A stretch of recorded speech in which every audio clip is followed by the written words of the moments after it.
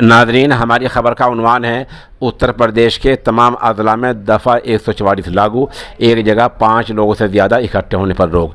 इसलिए बता दें कि यूपी सरकार ने उत्तर प्रदेश के तमाम अज़ला के जो डीएम हैं, आला हुकाम हैं, उनको ये हिदायत दी है कि वो अपनी सवाबदीद के मुताबिक और कोरोना के बढ़ते असरात के मुताबिक या घटते असरात के मुताबिक जैसा वो चाहें ऐसा वो इस दफ़ा का निफाज कर सकते हैं।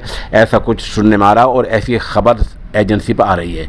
इस सिलसिले में नायब चीफ सेक्रेटरी अवनीश कुमार अवस्थी ने सभी डीएम साहिबान, एसपी और एएसपी को सख्त हिदायत जारी की हैं कि कोरोना के बारे में महकमा सेहत की जो गाइडलाइन है, जो रहनुमा खतूत हैं, उन पर सख्ती के साथ अमल कराया जाए।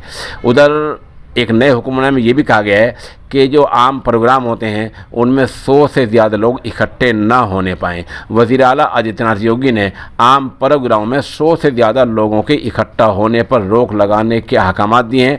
उन्होंने आज कहा कि कोविड-19 के नए मामला सामने आ रहे हैं और इस मामले में यूपी में काफ़ी असरात देखे जा रहे हैं। इसलिए आम किसी प्रोग्राम में 100 से ज़्यादा लोग इकट्ठे ना होने पाएँ। वज़ीर आला ने लखनऊ, कानपुर, प्रयागराज, वाराणसी और गोरखपुर में इजाफी एहतियात बरतने के अहकाम दिए हैं और ये भी कहा है कि किसी ज़िले में अगर ज़्यादा मरीज़ मिलते हैं तो वहाँ मज़ीद एहतियात बरती जाए।